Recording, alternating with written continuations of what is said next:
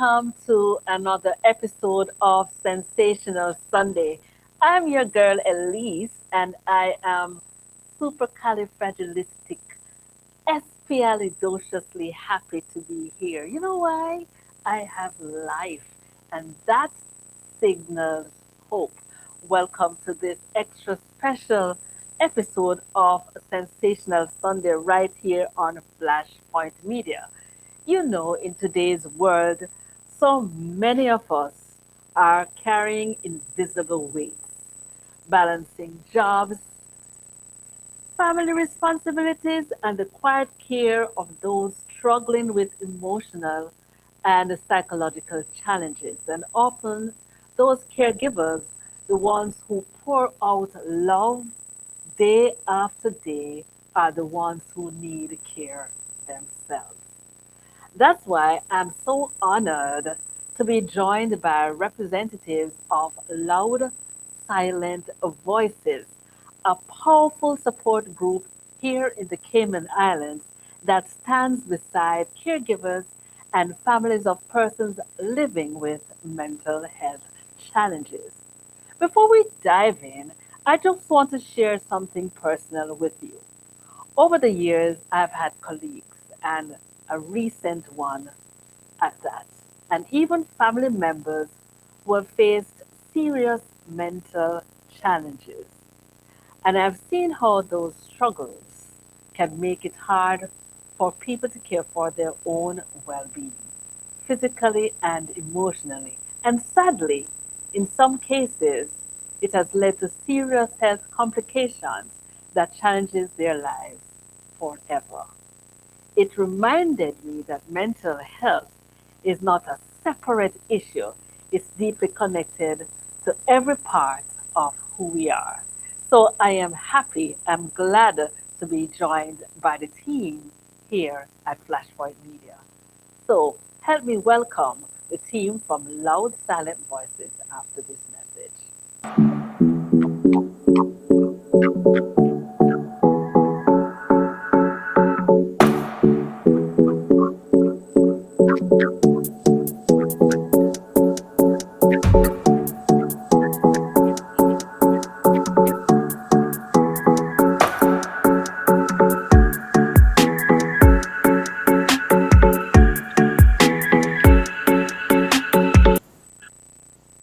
Welcome back, everyone. I am not alone. Pam, I like company.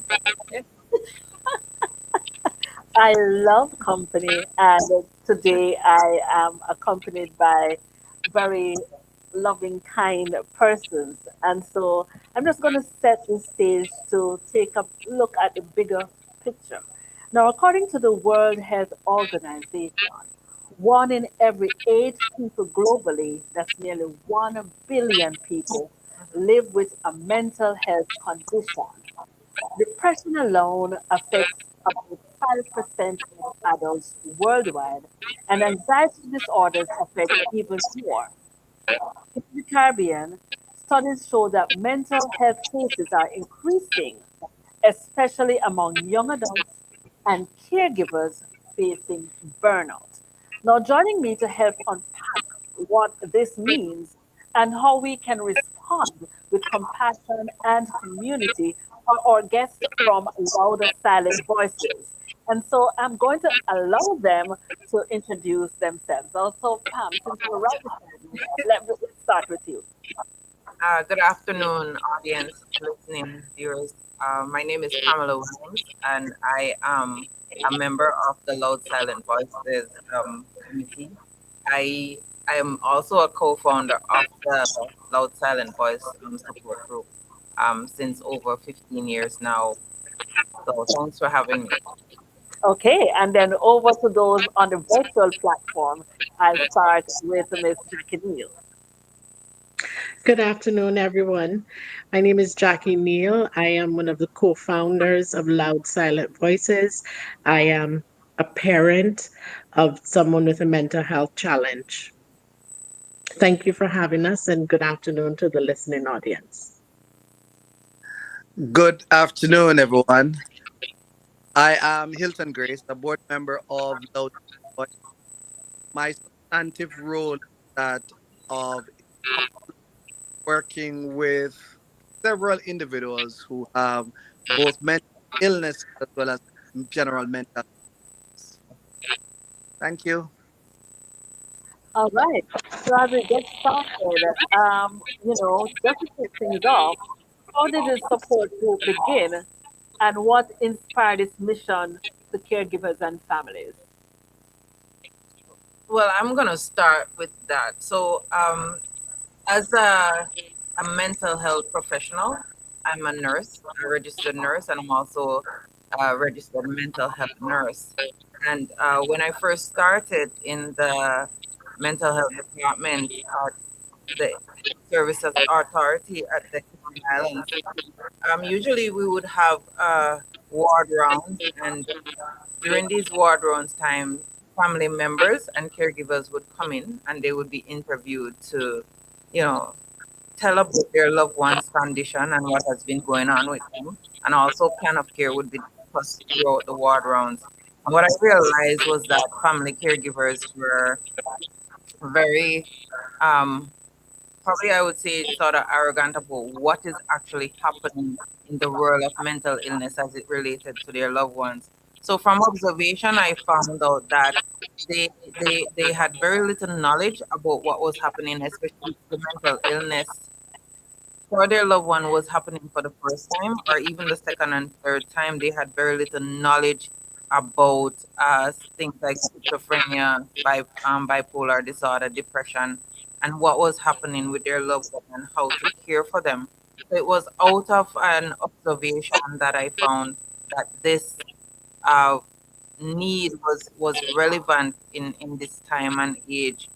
Um, as we all know, mental health caregivers, they play a very crucial role in supporting their loved ones when they're discharged from hospital, to go home, to be able to help them with taking medication, to provide proper nutrition, and also to understand how to deal with the mentally ill, because it's a little bit different dealing and communicating with the mentally ill, in comparison to dealing with somebody who is hypertensive or diabetic, so I realized that they needed teaching, psychoeducation. They needed counseling themselves and how to take care of themselves because, as you spoke earlier, sometimes caring for the mentally ill could lead to burnout through physical, emotional, even spiritual, distresses sometimes.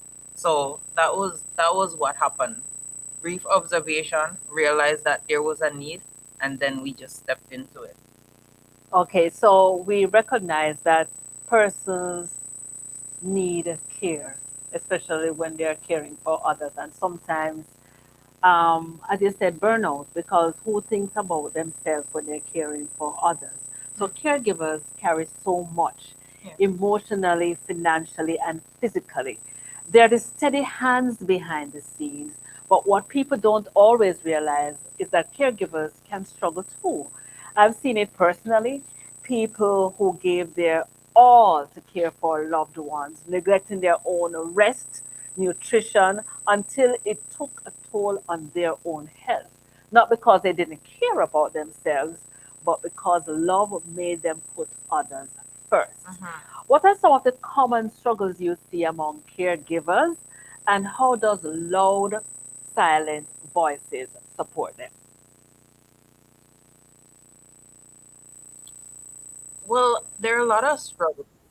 Miss Jackie is on, and she was one of the first persons to be a part of the group. And she was sharing with me one day when we were talking about before I go into the actual struggles of what um, she might go through and other caregivers might be going through. And it was quite an interesting conversation she was having with me about how the group got named. And I'm going to allow her to just speak to that because I thought that was just amazing. And right away, we just said, you know what? This is what we should name the group after many years of going nameless, sort of like it was just called Mental Health Caregiver Support Group. So, Miss Jackie, you want to speak to that? Yeah, thank you, Pam. So while Pam was seeing the need, um, for psychoeducation and for caregivers to support themselves. I was knocking on every door that there was in terms of getting help for mental health. And Dr. Lockhart, while that was happening on the ward with Pam and Dr. Bawden and the medication management education that was happening for caregivers, Dr. Lockhart was encouraging me and another parent to start a caregiver support group because he was saying, that the two of you know what's happening in your household. The two of you can relate to what's happening, um, and who feels it knows it basically. We, in 2011, which was about two, 2 or 3 years after we had officially um, gotten started, I was home a morning, just my son and I was getting ready to go to work, and he came out of the room very distressed, and he was saying, holding onto his head, and he was saying, tell them to hush, tell them to hush. And when I was able to calm him down, I said, there's nobody here, it's just the two of us. Who were you telling to hush? And he said, you see that? The voices are loud to me, but silent to you. And that very night, we were having a meeting. And that is when the group then officially decided that we would call the group Loud Silent Voices. We didn't actually get our we began our formal registration in 2015, and we were continuing to work during that time, but we got our official registration as an NPO and a registered company in April 2019. Congratulations, I will say to you, because there's still so much stigma around mental health, especially in the church and wider community. Many people suffer in silence because they are afraid of judgment or being misunderstood. So when you mention loud, silent voices, so many things come rush to my mind. The voices are silent, yes, loud. And if we think of what is happening even in our immediate community, and also what you hear in the news, we hear so much depression and sadness, and yet uh, it is loud enough when it happens, Yes. but then there's this hush as to why it happened. We recently heard about that contestant, and last week we heard about a judge who might have taken her own life. And we are in disbelief and we are in shock, and then there's this hush, so loud, that hush, you know and yet it's one of those things that we prefer not to talk about, and because it's misunderstood. Now, how can we as a community help to change that narrative and make it safe for people to speak and seek help? Mr. Hilton, you want to go with that or you want me to? I just want to take a slight step back with regards to the carers experience and then jump on that question. So oftentimes, especially if a family member gets ill, especially with regards to mental health, we tend to blame ourselves, question, is there anything we could have done differently, etc. And then having to learn the psychoeducation and all this to understand what the person's experiencing. And so a lot of this really takes toll, both physical, emotional, and psychological toll on the caregiver. So it is important for us to understand that experience of caregivers and being able to support them. And on the question now of how do we help the public to understand this, is one through programs like this, through general public education, where we're starting to speak about both the caregivers as well as mental health and what that really looks like. And we have to look at mental health, mental illness, and mental health issues within the whole mental health continuum. And as we go out there and educate more, people are becoming more familiar with both the language, but also with accepting that, for one, we all have mental health, right? But it depends on what is happening in our lives. It may reflect poorly, in terms of poor mental health, as well as we may develop mental illnesses. Mental illnesses are similar to other kinds of illnesses where we might become vulnerable to particular situations, whether it is through a family background, or whether it is something psychologically that has occurred. So it's important for us to first talk about it on programs like these, um, and develop a strong public education approach. I think that's definitely the way to go. I think also in addition to that, what we recognize is that for the caregiver, I mean, there's just a level of increased responsibility on their part, and as Mr. Hilton is talking about mental illness, over the years there has been the issue of just navigating stigma as it relates to mental illness and talking openly about it. There's a level of uncertainty, that comes with being mentally ill, because I think it's a disorder that a lot of us are trying to understand even more. And for those of us who work directly with the mentally ill, it's just over time that we come to really understand and appreciate some of the stuff that have been going on. Even watching movies like Beautiful Mind, that has helped me to really understand what is happening inside the head and the brain space of patients, as they move along. When they talk certain things, for us to understand that fully in the normal realm, it's sort of difficult for a lot of people who have not had training and so on. So the loud silent voices group is specifically for especially people who are informal caregivers, meaning caregivers who have not been trained, in areas understanding hallucination and delusions and that sort of thing.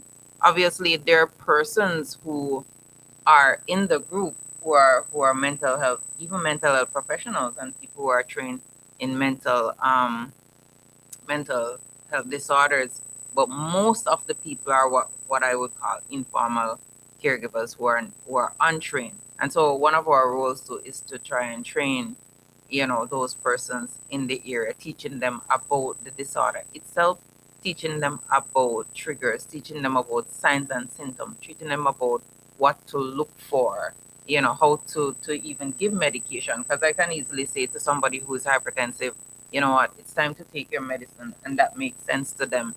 A lot of times, people with mental illness, just talking it straightforward like that, it doesn't make sense to them. So you have to teach caregivers, how do I communicate with my loved one to get them to comply or to adhere to treatment and so on. Also, challenging balances with caregivers. Caregivers have to work. They have to take care of their own personal needs and psychological needs.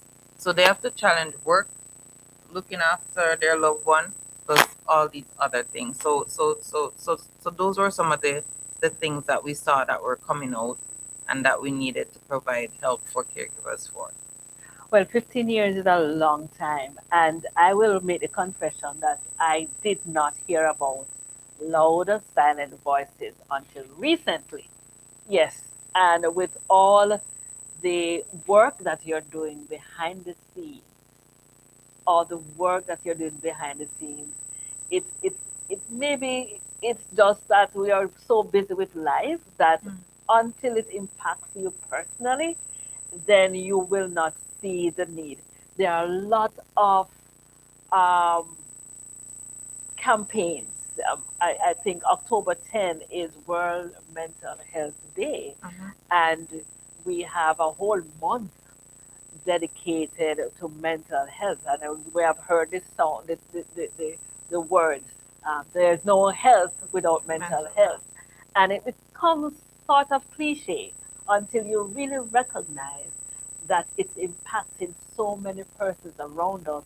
And yet, even now, in this age of education and information and out there, still, it's still something that persons tend to just gloss over without spending the time. Now, tell me, what are the main goals or focus areas of loud silent voices?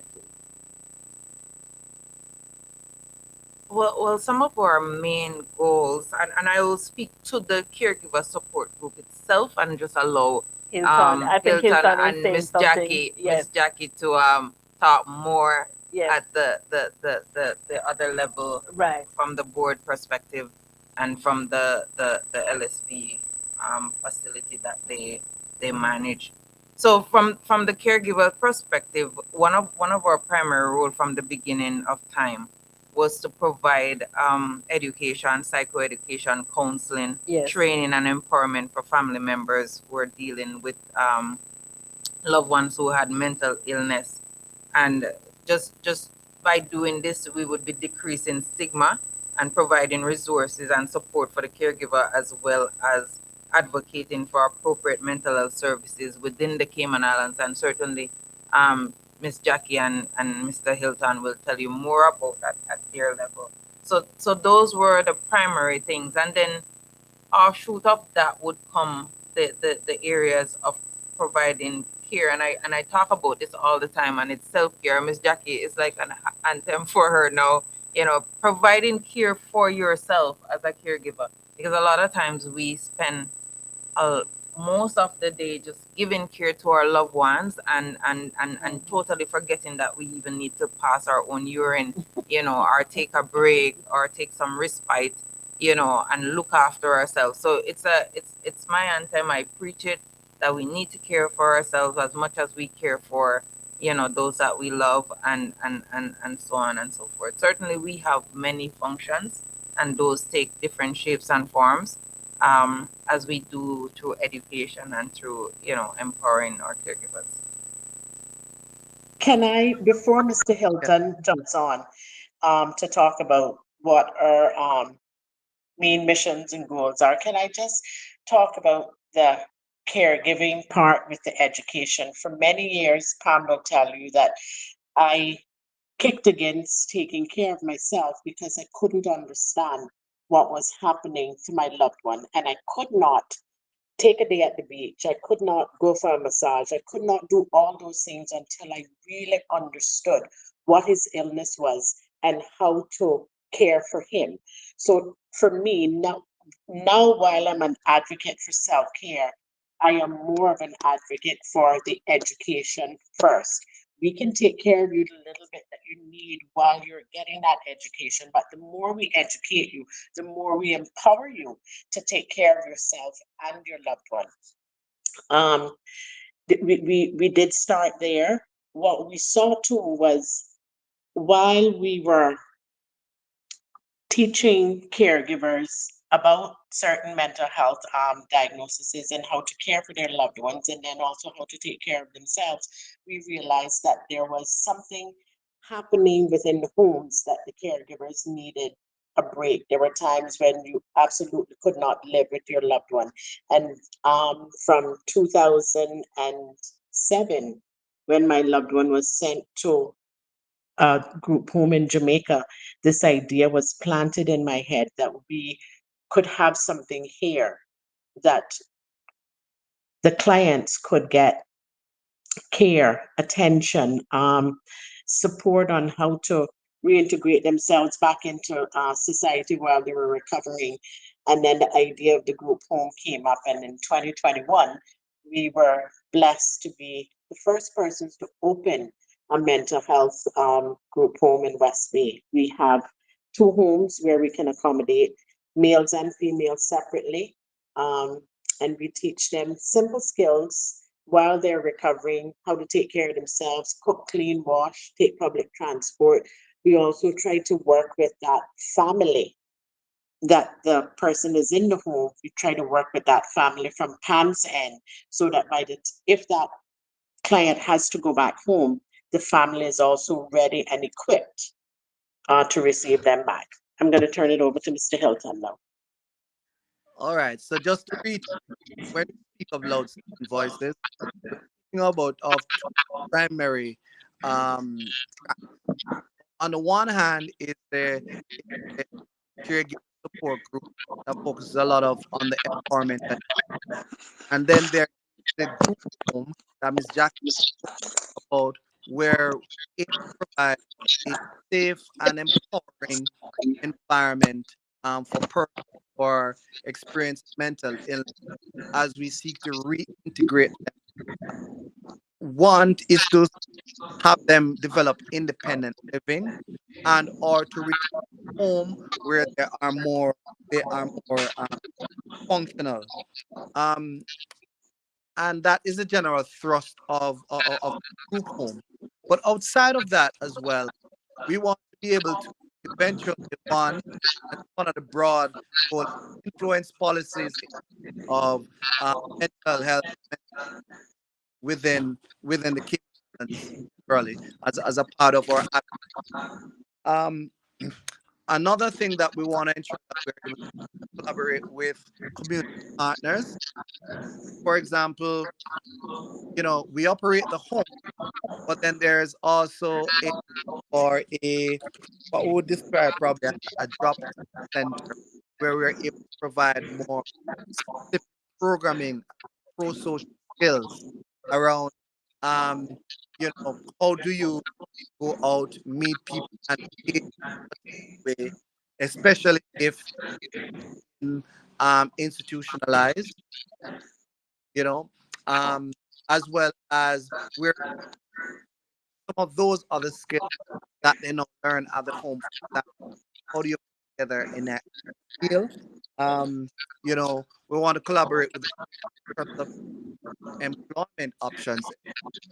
You know, how do we also help prepare person for a job interview, as well as getting back to the norm of getting on time, taking care of yourself, getting ready for, as well as function, etc. So there are multiple issues that we're trying to do through these two approaches with the core group.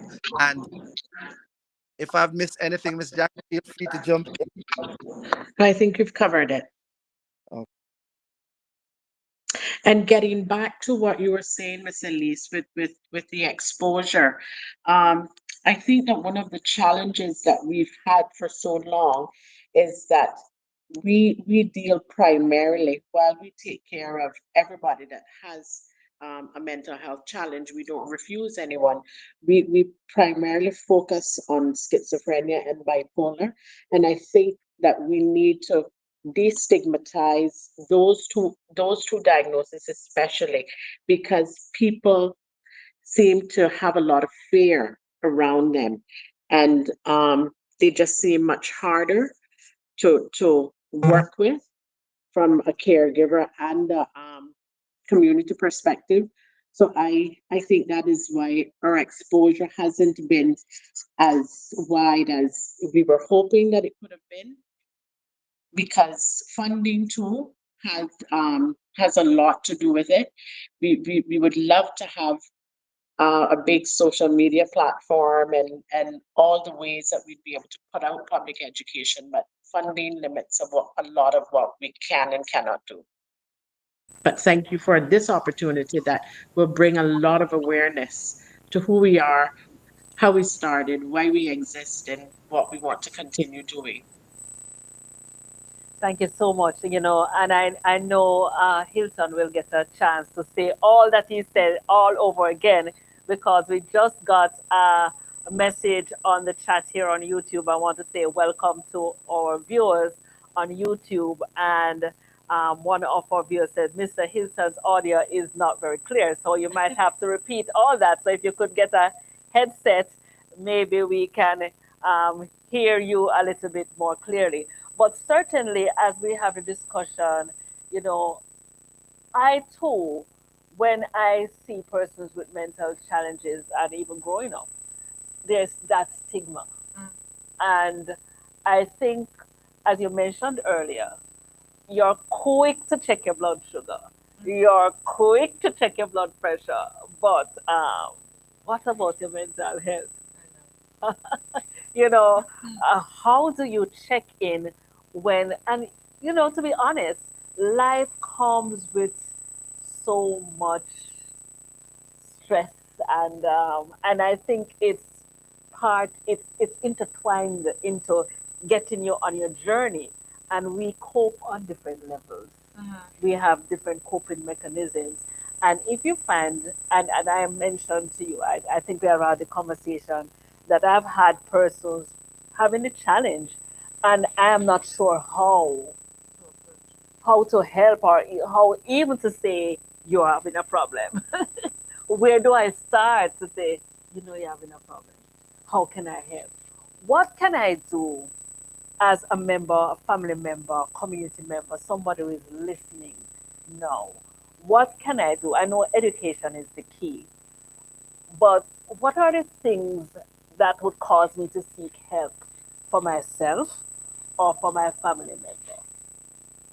And a great question, and there's so much going on in my head as we talk about this, because there's so much to be said about. Even when you spoke about, I didn't know about loud silent voices before, and certainly Miss Jackie can attest to this, that when we first started um, the mental health support group, that Mm-hmm. persons did not even want to associate with the group first and foremost.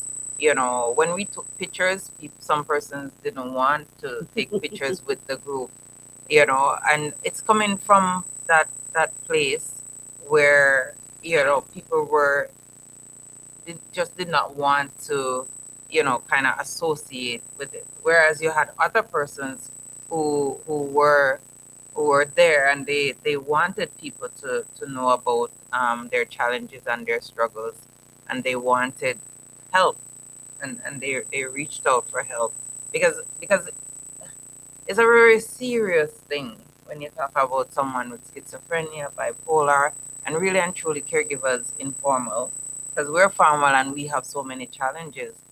I can just imagine those persons who are parents and caregivers who are not trained, So when we talk about the caregiver support group, we also talk about allowing caregivers to come into a space where they can share and express their story, talk about their experiences, Mm-hmm. as a caregiver, and realize within that setting that they're not the only ones. And a lot of times, when people realize that, they can come to terms, with what is going on. So we allow them that practical space, we and provide, guidance and support, advice for them, which they can benefit from, both for themselves and for their loved ones.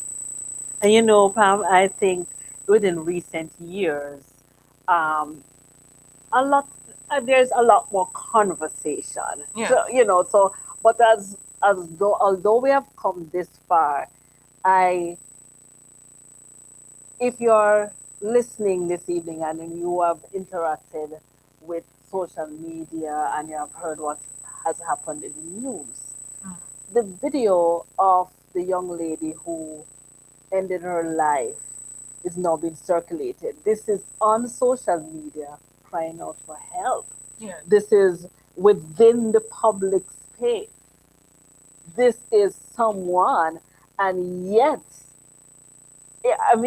and yet crying out. So you can be lonely in a very populated room. You can be screaming on top of your lungs. You can be shouting help Yeah. and drowning. And yet, so I'm happy for Loud Silent Voices and what we're doing this afternoon. If you're just joining us on this episode of Sensational Sunday, I'm joined by representatives of this support group here located here in the Grand Cayman, Loud Silent Voices. And we are breaking the silence. What we are breaking the silence about mental health. There is no health without mental health. And of course, they're not just talking the talk. It's not just an organization where we have learned that there are homes and there are actually interventions in place for persons having mental health challenge. You don't have to walk this journey alone. And despite what the stigma that exists. The stigma is being broken a little bit at a time, and that's why we are here this afternoon on a Sensational Sunday. So we're going to continue the conversation after this short break.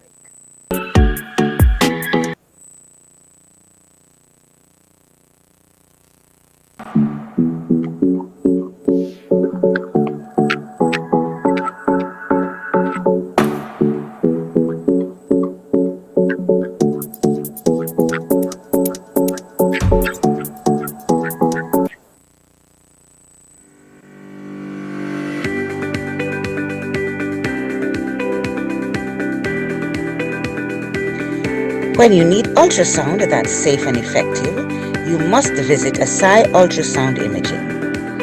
They're conveniently located at number 4 Chestnut Center, Smith Road, Georgetown, Cayman Islands. With experienced technologists with over 20 years experience, their friendly staff will make you comfortable while you get your procedure done. Asai Ultrasound Imaging is open Mondays to Fridays, 9 a.m. to 5 p.m. and 9 a.m. to 1 p.m. on Saturdays.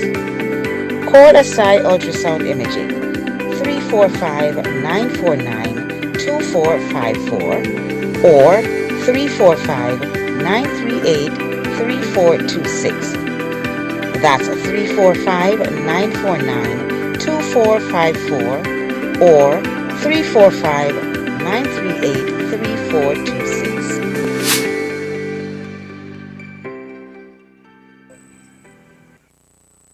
Welcome back. Welcome back to Sensational Sunday. I'm your girl Elise, and of course, I'm joined by representatives of Loud Silent Voices. Of course, Pamela Williams with me in studio, and joining us online, Hilton Grace and Miss Jackie Neal. And certainly the conversation has been a rich one. There are so many questions that are coming to my mind, and I must pivot on this question. We're talking about the stigma, the mental health stigma that still exists. What misconceptions do you encounter most often? And I will go over to Jackie for this one. Before we go over to that, I want to hop back onto something that you said before we took the break. So you asked what were some of the things that we could recognize or point out. So when my son first became ill, he was away in university. Um, and some strange things were going on, and I couldn't put my finger on it. And then he came home, and things just began to get stranger and worse. And one of the things that I realized after the fact was that I'd gone through the stages of grief without even knowing that it was grief because I did everything wrong. I blamed, you don't want anything, you just dropped out of school, you lack of ambition, all of those things I said within the first 5 months of him returning home from school. But then in May 2005, he sang the Tupac song Mama to me, and something just flipped. A switch just flipped, and I knew that this is more than just a lack of ambition. This is something deeper going on. I started to investigate things, started to look at the law, and I realized that there was probably a mental illness happening at that time. Fast forward to when we started the group, I kept pushing Pam in the beginning. We need to do something on grief because if we know the stages of denial and anger and depression and acceptance, then I think that we would be quicker to recognize the signs of what's happening. So one of the things that I saw was my loved one, when they brush their teeth, they stay in the bathroom for half an hour running the water. That's normal. All growing up as a teenager, we used to fight about that. You're running up the water bill, you're running up the water bill. But then in those first 5 months, a lot of their hygiene got neglected. And in hindsight, had I focused on those things, I might have been able to recognize the signs quicker.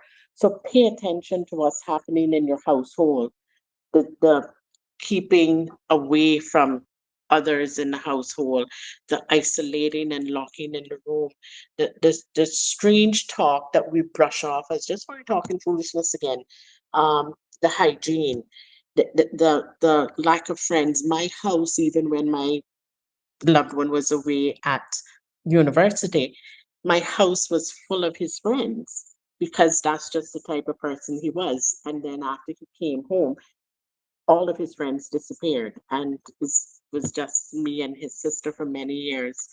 Um, I forgot your question about the stigma, Miss Elise, so if you could remind me, sorry. But I just wanted to put that out there. Of course, my question was, what are the popular stigma that you notice that exists? Um, I think people just, especially with persons that have a dual diagnosis, which is a substance abuse issue and a mental illness, a co-occurring mental illness, people just seem to think, oh, you're just a drug addict. And then they also just think that people, they refer to people as being mad and thinking that people can just change their behavior.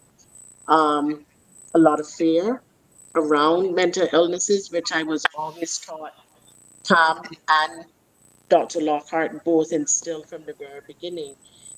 You don't have to really be afraid, because it is more likely that the person that is experiencing the mental health challenges are afraid of you than you should be of them. Not to say that that is the case 100% of the time, but I've come to find that out. I think a lot of times people just want to be listened to, even if they're not understood. They just want to be listened to. Um, so a lot of fear. I think fear, especially dealing with the diagnosis that I was dealing with, I think a lot of the stigma that I saw was fear. I see Elisa looking at me. I, I I was just gonna piggyback on what Miss Jackie was saying about some of the stuff that was happening with our son, when how he was in comparison to when he got ill, and his friends coming over, and that sort of thing. And then when he came back, that wasn't happening anymore. For the same thing, I believe applies to the informal caregiver, because they are now in a space of isolation where they have to stay home and take care of their loved ones, and and friends and families and stuff see them now, start to see them very little, and that sort of thing. So one of the goals of the group is to is for the group to bring, caregivers together, create like connections, Hmm. among each other, and to share similar challenges, and reduce isolation, and offer mutual support and emotional understanding, and a sense of belonging, you know, with the person. Because when you find people who you and them are talking the same language, and they understand what you're going through and what the other person is going through, then it makes sense, you know, to them. But a lot of times I realize that when people come in to hospital or clinics or wherever, and they have a loved one who has mental illness, initially they're just not able to understand. And I think as we talk, just vaguely about mental illness, there's so much more that relates to mental illness that we're not even touching yet. When Miss Jackie talked about things started getting strange, we talk about hallucinations, we talk about delusions, these kind of things. They're strange things, and people usually do not, you know, understand strange things. And when it becomes even strange from the mind, then it becomes very complicated for the informal person or the untrained person to be able to accept. But then when we talk about, you ask about what are some of the symptoms that people should be looking for when when they start to feel, and I'm talking primarily to caregivers and not necessarily the patients, but with caregivers, physical symptoms could come from exhaustion, sometimes even pain in the neck, the shoulders, even the chest, the back. You just start feeling unusual pains, all over your body, which indicates, stress. Emotional signs like Miss Jackie spoke to anxiety, depression, some increased irritability, and that sort of thing in the caregiver. Um, Difficulties like you're starting to struggle with your daily tasks. I hope that doesn't apply to all of us because sometimes I neglect certain things, but you're starting having difficulty with just dealing with activities of daily living. You're just constantly feeling overwhelmed by your caregiver duties and so on, easily triggered, by the least little thing if your loved one says something to you. So these are some of the little things that your spiritual your faith becomes distorted, sort of like you stop going to church, you start to think, how come nobody's calling me? You start having these negative thoughts and those kind of things. No church anymore, Bible study get prayer life is changed. So you start to notice these little things, and then they just build up and turn into something that you don't want to see, or just creating a monster. So yeah, those are some of the stuff. So one of the things that you touched on that caused me to think of a stigma is religion. Yes. As Christians, we tend to think that we should not have any issues in terms of coping. So maybe the last thing that we choose to do is to get help, Yeah. right?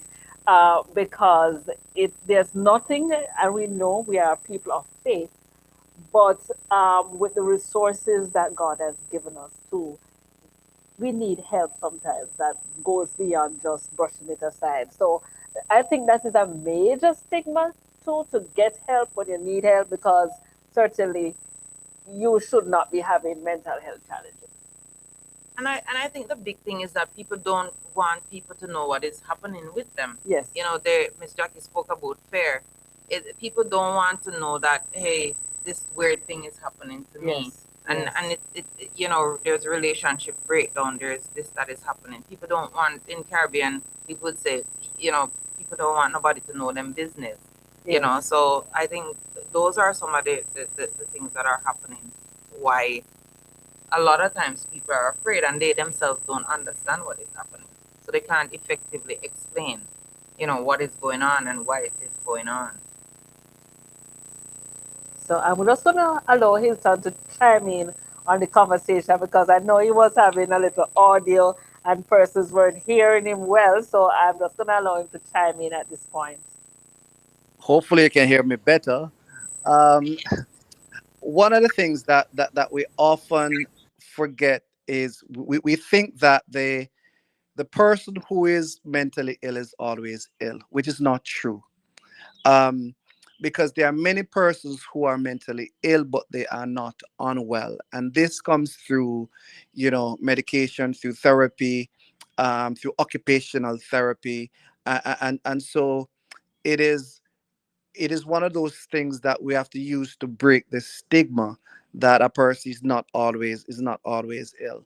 Um, One of the things I spoke to earlier also is about loud silent voices trying to influence policy. We have to look at policies that to look at how do we reduce the stigma and the discrimination, but also policies in terms of how we look at what happens publicly or privately when someone becomes mentally ill with regards to their ability to work and how are they treated, etc. Now those are some broader issues for us to explore later, but they are important things to consider when we are looking at the policies around how we treat people who are mentally ill or who may have a mental health problem.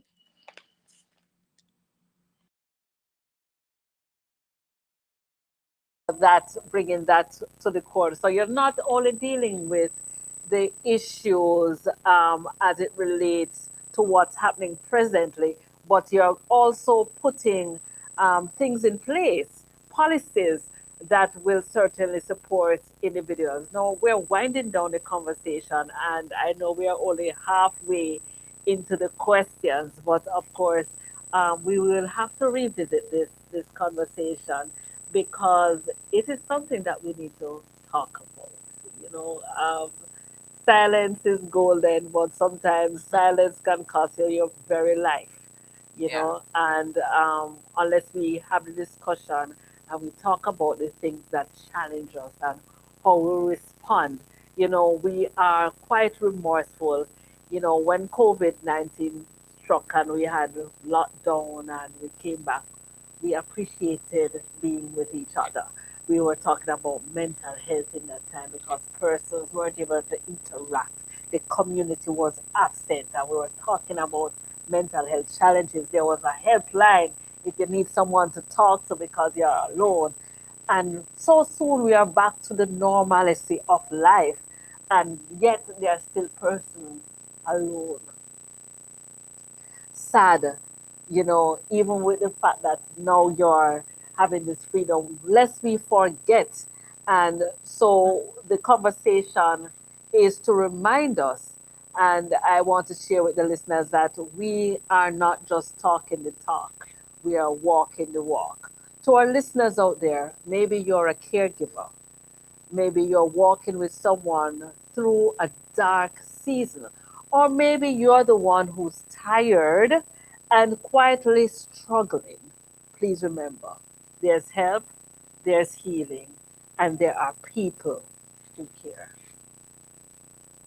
Now, I want you to share with us some information about Loud Silent Voices, how we can contact, how we can get in touch, um, you know, yeah, and how we can help.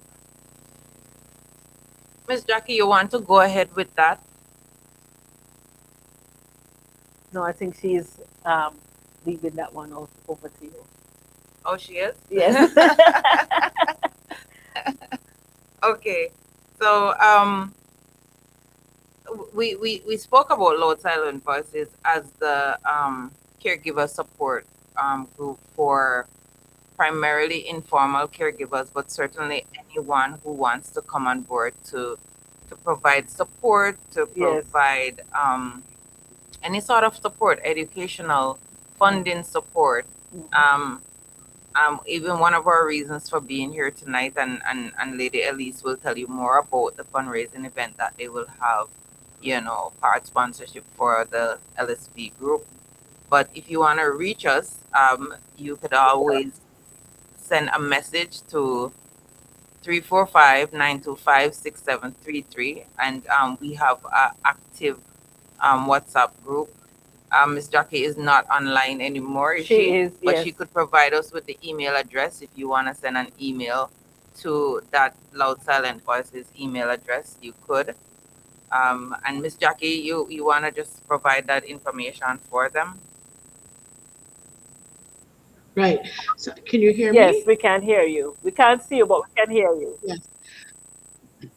Okay. You can send an email to info@lsv.support. That is a real email address. Info@lsv.support.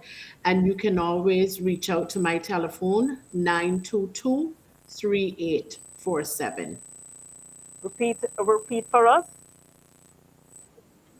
My telephone number is 922-3847, and the email address is info at lsv.support. Okay, thank you so much. As we wind it down and get out of studio, I just wanted to share each of you one one important takeaway that you want our listeners and viewers, those who are joining us now and those who will listen in the future, what is the key takeaway that you want them to get from this conversation all the world will be focusing on mental health come the 10th of October. But this is not a day, one day scenario where we are just saying, highlighting this one day. It is an ongoing conversation. So, what is that one thing that the listener today can learn and share with someone else? Can Yes. I start? Um, Compassion. And I want people to understand that everybody out there is somebody's son, somebody's daughter, somebody's parent, somebody's sibling, somebody's cousin, somebody's friend, and that we are to show compassion. And compassion starts with understanding. Ask questions, get involved, talk to people. That's what I hope everybody takes away from what we shared today. And over to you, Hilton. What is your, you know, word that you want to share with a listener or viewer this afternoon? Depending on what is happening in our life, we may develop poor mental health or may maintain good mental health. But what is important, get curious about what is mental health, seek information, etc. And Miss Jackie has given you the email, etc. Because we're hoping to have volunteers and a number of other individuals come and join us. That's it for me. And Pamela, what do you have to share? Yes, I wanted to just pick up on Mr. Hilton. He talked about being informed, and also there is the mental health first aid course, and I think that's a great place for informal caregivers to start. And the Loud Silent Voices group has put on a few of these just to start by teaching you the basic of what mental illness is and the conditions. But I want to tell people that this is a real thing. This is so real, it's Mm. not funny, and it's real and it's serious. And when people speak, then sometimes we just need to stop and take that moment, just stop, breathe, and just listen, to what persons are saying. I know we're in a society where us and microwave, but there are times when we just need to just stop a little bit, just breathe a little bit, listen, and just hear from persons. To all the informal caregivers out there, whether it be for mental illness or any other, chronic illness, because a lot of people suffer from a lot of stuff, diabetes, hypertension, all sort of other medical illnesses. Just remember that there are persons behind you who are here to support you. And I know the conversation, to start the conversation, it will take a little bit of hump, and but just know that you're a brave people. Even before we go any further, you are brave because God has made you that way. You're brave, and just you just need to say the first word. You're brave, you're strong, and what you do in the society, in your homes, and for every life that you meet, it is making a real difference. And no matter how small, because sometimes I know people might feel like I'm not doing enough. I don't know what to do. But it doesn't matter how small you're doing it, it is making a real difference, and a real difference to somebody, who you care about and love. So keep doing what you're doing, and just hold on. And when you can't hold on anymore, reach out even before you cannot hold on, so you can get some direction, get some guidance, and get some love. Thank you so much. Before we get out of here, I'm going to just share something that's happening in our community come October 25. Part proceeds of Cayman's Got Talent will go to Loud Silent Voices, and we are helping them to make their voice heard. So I just want to share this one with you today so that you'll bear this in mind as you enjoy the rest of the afternoon and getting it all lined up for you so that you can participate. Flashpoint Media present Point of Praise, Cayman's Got Talent, Gospel Edition. Saturday, October 25, 2025. Place to be Triple C 74 Fairbanks Road, Georgetown, Grand Cayman.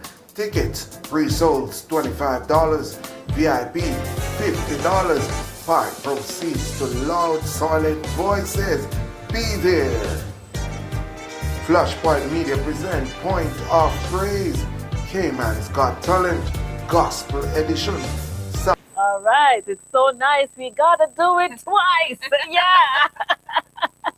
So nice, we gotta do it twice. Listen, the tickets are online at Eventpro, but you can also link us up here, 345-321-6969. And if you know any of those loud, silent voices, please also give them a call and they'll tell you where you can get your tickets. And I want the community to support. I want, let me tell you what my vision is, a unified voice. Yes. Yes. We focus so much on our differences, where we are from, our church. They have how many denominations? Mhm. Man, guys, get together. This is one cause that affects everyone. No discrimination. It doesn't matter where you come from, where you live, how many years you went to school, and how much money in your pocket. It don't matter. It is a condition that affects us all. And so I'm passionate about it, and I hope that the community will hop on board and support it. What a powerful conversation we've had today. I want to sincerely thank our friends from Loud Silent Voices for joining us, both in studio, yes, and on the line for this incredible work. I say I congratulate you on the work you're doing in the Cayman community, giving hope, strength, and support to those who care for others. And to all our sensational Sunday listeners and viewers, remember, mental health matters. If you're caring for someone else, take a moment to care for yourself too. Rest, talk, breathe, pray. You are important. If you'd like to learn more or you want to get involved with Loud Silent Voices, we will share, of course, the contact information in the description of this YouTube video. Until next time, I'm Lady Elise, and this has been Sensational Sunday, your weekly space for encouragement, empowerment, and inspiration. Don't forget to like, share, and subscribe on YouTube and on Instagram. Until next time, take care of your mind, your heart, and your soul because you matter and your voice deserves to be heard. Saturday, October 25, 2025. Place to be Triple C 74 Fairbanks Road, Georgetown, Grand Cayman. Tickets pre-sold $25, VIP $50. Part proceeds to Loud Solid Voices. Be there. Flashpoint Media present Point